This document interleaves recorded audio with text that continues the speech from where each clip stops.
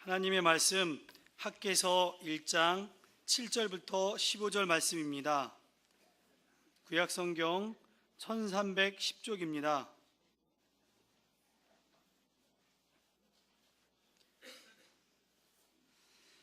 만군의 여호와가 말하노니 너희는 자기의 행위를 살필지니라. 너희는 산에 올라가서 나무를 가져다가 성전을 건축하라. 그리하면 내가 그곳으로 말미암아 기뻐하고 또 영광을 얻으리라. 여호와가 말하였느니라. 너희가 많은 것을 바랐으나 도리어 적었고 너희가 그것을 집으로 가져갔으나 내가 불어버렸느니라. 나 만군의 여호와가 말하노라. 이것이 무슨 까닭이냐? 내 집은 황폐하였으되 너희는 각각 자기의 집을 짓기 위하여 빨랐음이라. 그러므로 너희를 말미암아 하늘은 이슬을 그쳤고 땅은 산물을 그쳤으며 내가 이 땅과 산과 곡물과 새 포도주와 기름과 땅의 모든 소산과 사람과 가축과 손으로 수고하는 모든 일에 한제를 들게 하였느니라.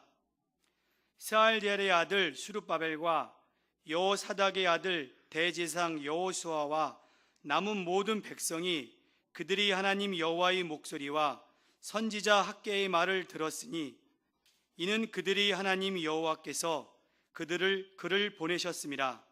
백성이 다 여호와를 경외하며 그때의 여호와의 사자 학개가 여호와의 위임을 받아 백성에게 말하여 이르되 여호와가 말하노니 내가 너희와 함께 하노라 하니라. 여호와께서 스알디엘의 아들 유다 총독 수룹바벨의 마음과 여호사닥의 아들 대제사장 여호수아의 마음과 남은 모든 백성의 마음을 감동시키심에 그들이 와서 만군의 여호와와 그들이 하나님 전 공사를 하였으니 그때는 다리오 왕 제2년 여섯째 달 24일이었더라. 아멘. 네, 오늘은 우리가 성전 건축 헌신 예배로 하나님 앞에 이렇게 헌신을 다짐하며 또한 이 안수 집사회가 중심이 돼서 예배를 드리는 날입니다. 여러분, 우리가 언제 성전 건축을 이렇게 선포했는지 혹시 아시는 분이 계시나요? 제가 오늘 설교를 준비하면서 다시 한번 교회 역사를 이렇게 되짚어 봤는데 어느덧 저희가 성전 건축을 시작하자라고 담임 목사님께서 오늘 본문인 학개서 1장 1절부터 15절까지 말씀을 가지고 설교하셨던 적이 2009년 11월 22일이었습니다. 외우기 쉽지 않습니까? 091122. 네, 어렵군요. 네. 그렇게 시작된 성전 건축이라는 꿈이 성남동 4지역 개발과 맞물려서 급물살을 타는 듯 했고 또 저희 교회는 비전 센터를 이렇게 확보하고 교회 대지들을 조금씩 얻어가는 꿈에 부풀어 있었습니다.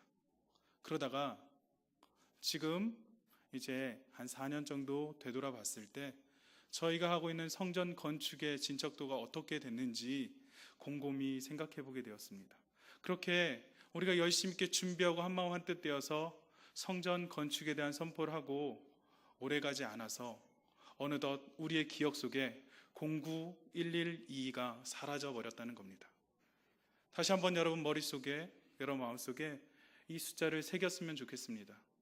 이 숫자는 우리가 가장 처음 다시금 기초를 놓겠다라고 약속하고 다짐하는 시간이기 때문에 091122 무슨 암호 같네요. 네, 이 시간들을 꼭 기억해 주셨으면 좋겠습니다. 오늘 학개서가 어쩌면 정체 있고 멈춰 있는 이 성전 건축에 대해서 하나님의 말씀이 임한 선지자 학개를 통해서 다시금 이스라엘 백성에게 성전 건축을 하라라고 권면하고 있는 말씀이기에 어쩌면 우리 교회 상황과 같지 않을까라고 생각하고 본문을 정하게 되었습니다. 이 말씀을 이해하기 위해서는 우리가 잠깐 이스라엘의 역사를 알아야 되는데 가장 힘든 시간입니다.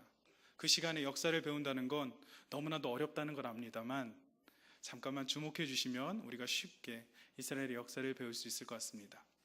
이스라엘 역사를 처음 아담부터 시작하면 오늘 여러분 집에 가셔서 런닝맨도 못 보시고 개그 콘서트도 못 보실 거니까 제가 좀 줄여서 다윗왕부터 시작하겠습니다. 다윗왕에게 하나님께서는 성전 건축에 마음을 주셨지만 다윗이 피를 많이 흘린 연고로 인해서 다윗은 성전 건축을 하지 못하게 준비만 할 수 있도록 하였습니다. 그리고 다윗의 아들이었던 솔로몬이 성전 건축을 하기 시작합니다. 솔로몬이 성전 건축을 할 때는 레바논의 아름다운 백향목들, 하나님께서 두루와 히람을 두고 아름다운 그리고 화려한 성전을 건축하도록 준비하신 것들을 가지고 성전을 건축하게 됩니다. 그렇게 영원토록 지속될 것만 같았던 이스라엘이 솔로몬의 아들에 이르러서 르호보암이라는 아들에 이르러서 두 개의 나라로 갈라지고 맙니다. 10개의 지파가 한 무리가 돼서 여로보암을 왕으로 다시 세우고 10개 지파가 따로 떨어져 나간 북이스라엘과 또한 르호보암을 중심으로 한 개의 지파가 더하여져서 두 개의 지파가 합하여진 남유다의 왕국으로 나눠지게 됩니다. 우리는 이것을 분열 왕국이라고 얘기하는데 이 분열 왕국은 분열된 채로 잘 가는 것처럼 보였습니다. 그러다가 북이스라엘이 722년에 아수르라고 말하는 아시리아에 망하게 됩니다. 북이스라엘은 그로 인해서 포로의 시대를 살게 되었고요. 그러고 나서 얼마 지나지 않아서 586년에 남유다 역시도 완전히 망하게 되었습니다. 어느 나라에 망하게 되었냐면 바벨론이라는, 성경에서는 바사 제국이라고 말하는 나라에 망하게 되었다는 겁니다. 그 망할 때에 솔로몬이 지었던 크고 아름다운 성전은 무너져 버리고 맙니다. 더 이상 이스라엘에는 성전이 남아있지 않던 시기입니다. 그러다 이 바벨론이라는 나라가 점점 커져가서 세계를 제패하는 줄 알았더니 다시금 한 나라가 등장하고 맙니다. 그 등장한 나라가 페르시아고, 페르시아라는 나라가 등장한 후에 이스라엘 백성들에게 하나님의 약속대로 70년이라는 시간이 지난 후 이들을 다시금 자신의 고향이었던 이스라엘 땅으로, 예루살렘으로 돌아보내는 그런 시간들을 갖게 합니다. 그게 고레스의 칙령이고, 그때 1차로 귀환한 사람들이 성전의 기초를 놓는 장면이 에스라 3장에 등장합니다. 오늘 우리가 보고 있는 이 학개서는 포로에서 돌아온 사람들을 위해서 남유다에게 하나님께서 학개 선지자를 통해서 말씀하신 겁니다. 잘 이해가 되시죠? 어떤 부분인지.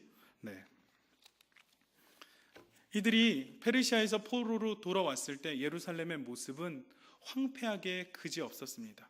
그 어느 것 하나 남아있지 않았던 모습을 보게 됩니다. 그래서 그들이 가장 먼저 한 일은 그들이 같이 한마음 한뜻으로 모일 수 있는, 하나님을 만날 수 있는 하나님의 임재 장소인 성전을 세우는 일이 가장 우선임을 기억하게 되었습니다. 그렇게 첫 성전의 기초를 놓았을 때 예전에 솔로몬의 화려한 성전을 보았던 어른들은 통곡하였다라고 얘기하고 젊은이들은 기뻐하여 소리를 질렀다라고 에스라 3장 10절에는 그렇게 기록하고 있습니다. 그런데 이처럼 성전 건축이 잘 될 것만 같았는데 주변에 있었던 사마리아 사람들의 방해로 인해서 성전 건축은 지체를 맞게 됩니다. 중단되게 됩니다. 유다 백성들은 성전 건축이 정체가 되어버리니까 그들은 다시금 자신의 삶을 먼저 돌아보는 일에 앞서고 마는 모습을 보게 됩니다. 그들이 먼저 해야 되는 일은 하나님을 중심으로 하는 신앙 공동체를 회복하는 일임에도 불구하고 신앙 공동체를 회복하기보다 그 일이 어려워졌다라고 해서 그 일을 피하고 먼저 자신의 모습을 돌보는 걸 보게 됩니다. 그렇게 어느덧 16년이라는 시간이 흘러갔습니다. 성전 건축의 중단은 단지 건물을 짓지 못하고 그렇게 멈춰 있는 것만 말하는 것이 아니라 하나님을 향한 영적인 열망이 사라졌음을 성경은 우리에게 잘 말해주고 있습니다. 어쩌면 포로 시대보다 오히려 더 위기의 시대를 맞고 있는지 모릅니다. 이스라엘 백성 가운데 성전이 무너진 채로, 성전의 기초만 놓아진 채로 살아간다는 것은 그들이 자신이 신앙해야 되는 영적인 대상을 잊고 살고 있는 채 계속해서 다른 것들에 관심을 기울였다라고 말할 수 있는 것입니다. 그게 16년이라는 시간이 흘렀습니다. 출애굽 시절에 하나님의 처소인 성막은 언제나 백성 가운데 존재했습니다. 행진할 때나 머물 때나 성막이 항상 중심의 축이 되었던 것입니다. 통일왕국의 다윗의 마지막 소원은 성전 건축이었으나 그는 이루지 못하고 솔로몬이 성전 건축을 이루었고, 솔로몬이 성전 건축을 이루고 낙성식을 할 때 하나님께서는 솔로몬에게 약속하십니다. 열왕기 9장 5절에 이렇게 약속하는데요. 내가 내 아버지 다윗에게 말하기를 이스라엘의 왕위에 오를 사람이 내게서 끊어지지 아니하리라 한 대로 내 이스라엘의 왕위를 영원히 견고하게 하려니와. 성전을 솔로몬이 지었더니 끊어지지 않는 왕위를 약속하는 그런 약속을 받습니다. 그런데 이 성전이 무너져 버렸습니다. 성전이 무너졌다는 건 이스라엘 백성의 정체성 또한 무너졌음을 의미한다라는 것입니다. 그래서 포로로 돌아온 이 사람들이 가장 먼저 해야 했던 일, 그 일이 바로 성전을 세우는 일이었습니다. 그렇게 잘하는 것 같았습니다. 하지만 지금 우리가 읽었던 말씀을 통해서 이스라엘 모습을 보면 그들은 의욕을 완전히 상실한 채 다른 일들을 우선하고 있음을 보게 됩니다. 이들의 마음을 추스리고 하나로 모으기 위해서 하나님께서는 선지자를 보낼 필요를 느끼셨고, 하나님의 말씀을 받은 선지자의 이름이 학개입니다. 이 학개 선지자를 외우기 가장 쉬운 방법은 성전 건축 학개. 죄송합니다. 네, 이렇게 외우시면 쉬우십니다. 네. 하나님께서는 오늘 먼저 두 유대 지도자한테 권면하십니다. 두 지도자인 스룹바벨과 또한 여호수아에게 하나님께서는 권면하고 있습니다. 권면이라고 부드럽게 표현했지만 실은 책망하고 있다는 표현이 더욱더 맞을 것 같습니다. 도대체 지금 너희가 하는 일이 무엇이냐? 너희에게 가장 중요한 성전은 폐허로 내버려 둔 채 도대체 너희는 무엇하고 있느냐라고 하나님께서는 선지자인 학개를 통해서 책망하고 있다는 것입니다. 왜 하나님이 이 두 지도자를 책망하고 있을까요? 다른 많은 사람들이 자기 소유의 좋은 대로, 자기의 즐거움대로 열심히 심고 거두고 좋은 집을 만들려고 하고 있는 이 시기에 왜 지도자한테 이렇게 먼저 책망을 하냐면 이 두 지도자가 해야 될 일을 잊고 있었기 때문입니다. 이 두 지도자는 온 백성의 마음을 하나로 모아서 성전을 완공하는 일을 해야 되는데 이들이 그 일을 까마득히 잊고 있었다는 겁니다. 무려 16년 동안 이 일을 잊어버리고 있었다는 겁니다. 16년이라는 세월 동안 이들이 성전의 기초를 놓고 했던 일, 무슨 일이었습니까? 판벽한 집에 거주하고 자신들을 위해서 더욱더 열심 있게 씨를 뿌리고 거두는 일들, 그런 일들을 했다라는 것입니다. 그래서 5절에 먼저 학개 선지자를 통해서 이렇게 말합니다. 너희의 소위를 한번 살펴보아라. 너희의 행위를 살펴보라라고 말하고 있습니다. 여기서 너희의 행위를 살펴보라는 건 성전 건축보다 너희가 먼저 해야 될 게 분명히 있는데 지금 너희가 하는 행동들 한번 돌이켜 보아라. 너희가 지금 잘못하고 있지 않느냐? 너희가 해야 되는 일은 나의 만족과 너희들의 배를 채우기 위한 일들이 아니라 성전 건축을 먼저 해야 되는데 너희가 지금 잘못하고 있다라고 책망하고 있는 것입니다. 그 책망의 결과가 무엇입니까? 너희가 아무리 열심히 있게 그렇게 일을 할지라도 너희가 일하는 주머니는 구멍 뚫린 전대나 마찬가지다. 너희가 아무리 열심히 노력하고 일하고 땀 흘리지만 그 수고는 헛된 것이라고 이야기합니다. 그렇게 백성들의 마음을 한번 돌이키게 한 후에 7절에 같은 말을 반복해서 기록합니다.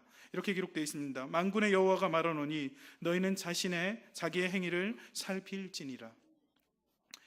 이 말씀은 아까 책망했던 내용과 조금 다르게 이제는 너희가 한 번 더 살펴보아라. 왜 그런 일이 벌어졌는지 살펴보아라. 그 일은 성전 건축을 하지 않았기 때문에 이 일이 벌어진 거야.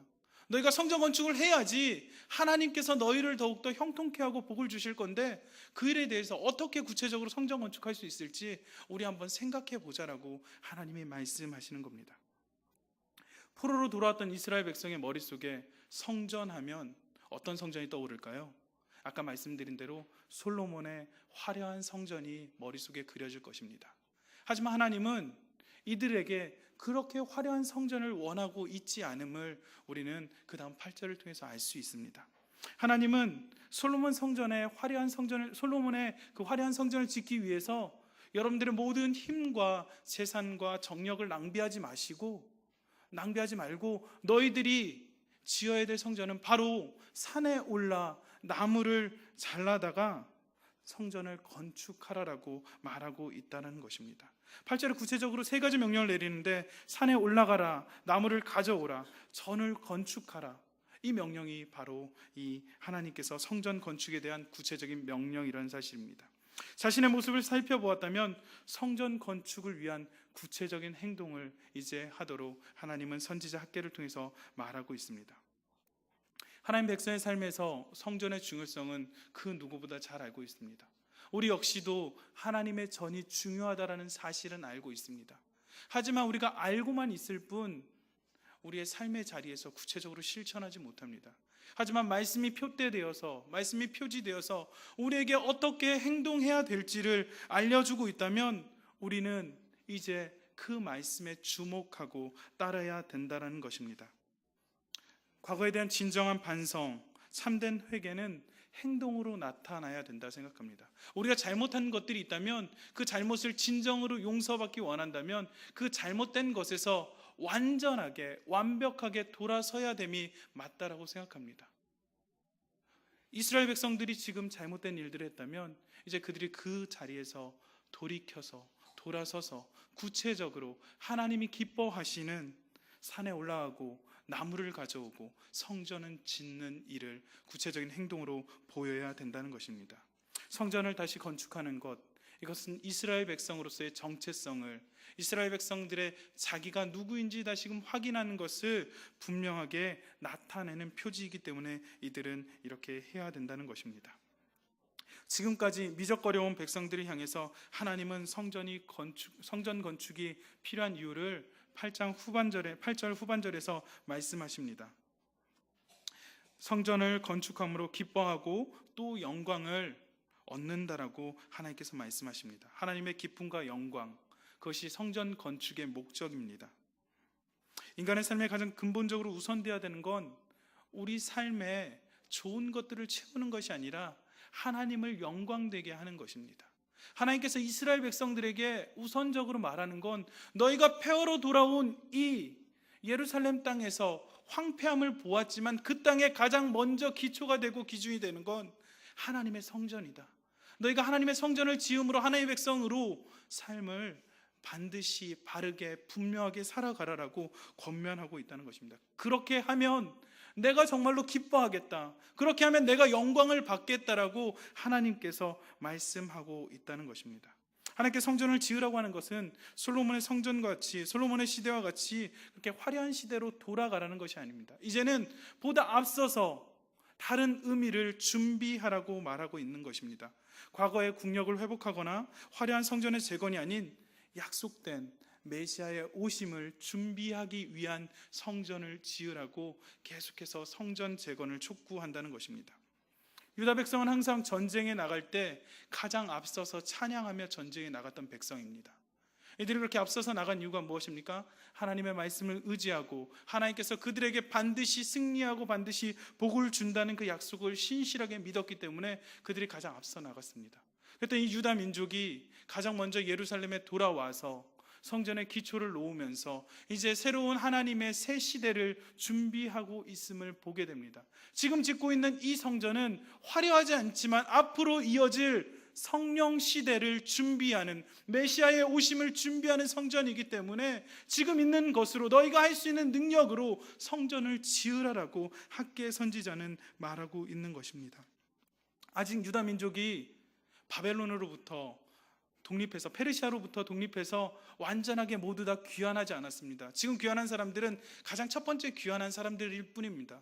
완벽한 회복들이 일어나기 전에 먼저 정신적으로 하나님을 믿는 신앙인으로 다시금 회복되길 바라는 마음에 하나님께서 이들에게 성전을 짓고 성전을 지어서 그들을 하나로 모으라라고 말하고 있는 것입니다.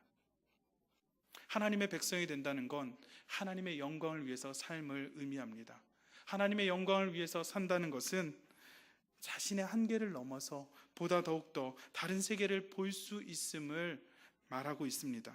우리가 하나님의 사랑이라면 가장 중요한 일을 위해서 주저함 없이 산에 오르는 거침없는 행동의 삶을 살아야 된다는 것입니다.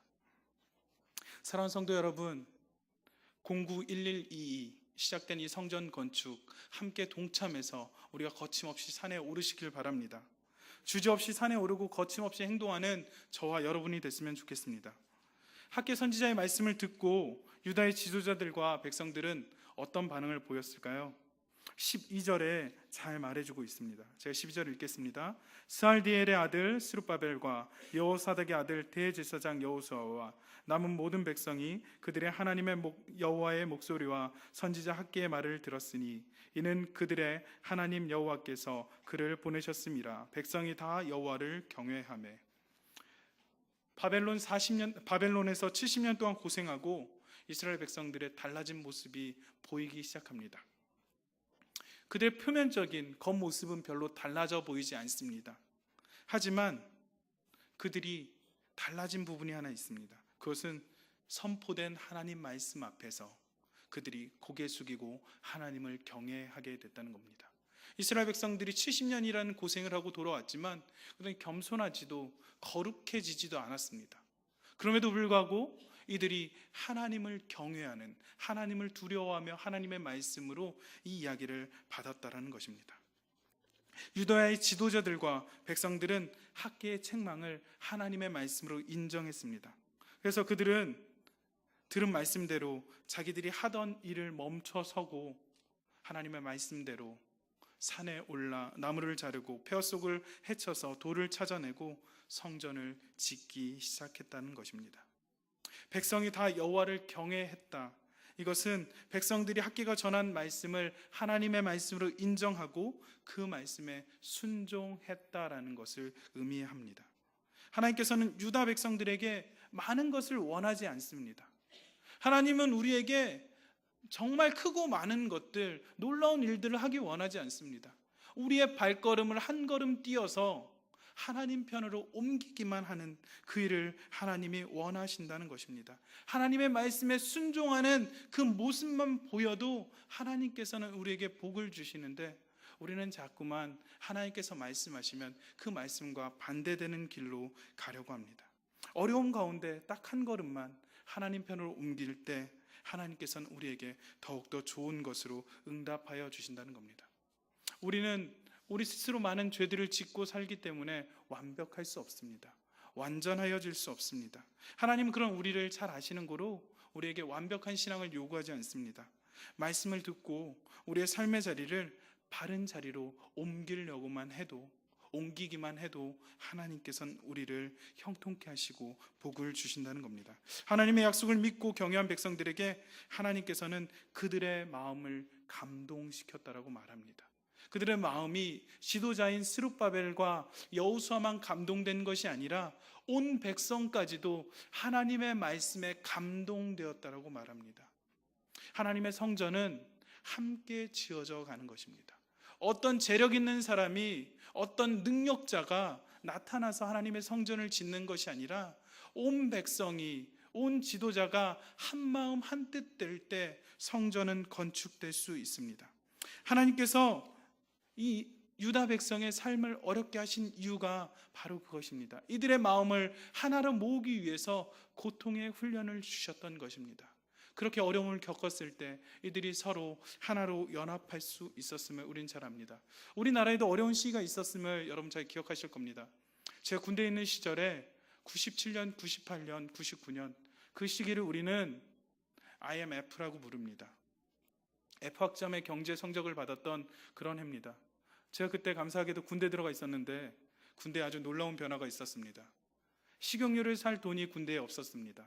그래서 돈가스가 나왔는데 돈가스를 김치랑 함께 쪄서 반찬으로 주는 일이 군대에서 있었습니다. 지금은 여러분들이 상상도 안 되는 그 돈가스 그거 하나 먹겠다고 줄 섰던 많은 청년들이, 군대에 있던 그 사람들이 그걸 먹지 않고 모두 다 버려버렸던, 아깝게 그걸 조금이라도 튀겨줬으면 잘 먹었을 텐데 튀길 기름이 없어서 그렇게 어려웠던 시기가 있습니다. 그때 우리가 무엇했습니까? 함께 한마음 한뜻 되어서 금모으기라는 걸 하지 않았습니까? 우리 교회도 이처럼 한마음 한뜻됨이 필요합니다. 온전하게 하나됨이 필요합니다. 말씀 가운데 하나 되어서 주님의 몸된 교회의 중심대에 하나 되어서 우리가 아름다운 하나님의 전을, 하나님이 기뻐하는, 하나님이 원하시는 전을 지어야 된다는 것입니다. 학계를 통해 선포된 말씀은 스룹바벨과 여호수아가 먼저 순종하고, 또한 그들이 지도력을 발휘해서 백성들에게 3주 만인 9월 21일 유다는 다시금 성전 공사에 착수할 수 있었음을 보게 됩니다. 말씀을 듣고 16년 동안 멈춰 있었는데 이들이 불과 3주 만에 그들의 마음이 감동이 돼서 성령께서, 하나님께서 그들의 마음 가운데 감동을 주셔서 그들이 성전 건축을 재개했다라는 사실입니다. 왜 그렇습니까? 이 중요한 일을 더 이상 미뤄서는 안 된다. 하나님께서 우리에게 분명하게 약속하시고 명령하셨다. 그래서 우리는 이 일에 순종하고 이 일을 반드시 꼭 해야 된다라고 그렇게 생각했기 때문입니다. 그렇게 할 수 있었던 원동력은 그들의 마음이 하나가 됐다라는 것입니다. 사랑하는 성도 여러분, 성전 건축은 내 옆에 있는 사람만 하는 것이 아닙니다. 다른 어떤 장로님, 권사님, 안수 집사님이 하는 게 아니라 우리 모두가 같이 하는 겁니다. 공구 112에 저는 들었던 말씀이 생각납니다. 우리 함께 어린 아이들까지 가리지 않고 작은 벽돌 한 장이라도 함께 모아봅시다라고 말씀을 우리는 선포했습니다. 어느덧 그 말씀이 잊혀졌다면 다시금 그 말씀을 기억하시길 바랍니다. 그리고 우리의 마음을 함께 모아서 하나님이 기뻐하시는, 하나님이 원하시는 성전을 지어가기를 소망합니다. 하나님이 원하시는 성전을 함께 지어갈 때 우리는 성전만 짓는 것이 아니라 우리가 그리스도인의 정체성을 다시금 분명히 발견하는 시간이 될 것입니다. 2009년 11월 22일 어느덧 햇수로 4년이 지났습니다. 우리 눈앞에 그 어떤 것도 변한 것 같지 않지만 우리는 조금씩 달려가고 있습니다. 하지만 이제는 조금이란 단어 말고 보다 많은이란 단어로 이 성전 건축이 이루어졌으면 좋겠습니다. 교회 각 곳곳에서 성전 건축에 대한 우리의 비전들이 구체적으로 실현되고 이루어질 수 있도록 우리 함께 마음을 모으시기를 간절히 소망합니다. 하나님의 성전은 함께 지어져 가는 것입니다. 함께 한마음 되어서 하나님이 원하시는 성전을 지어가는 저와 여러분 되기를 간절히 소망합니다.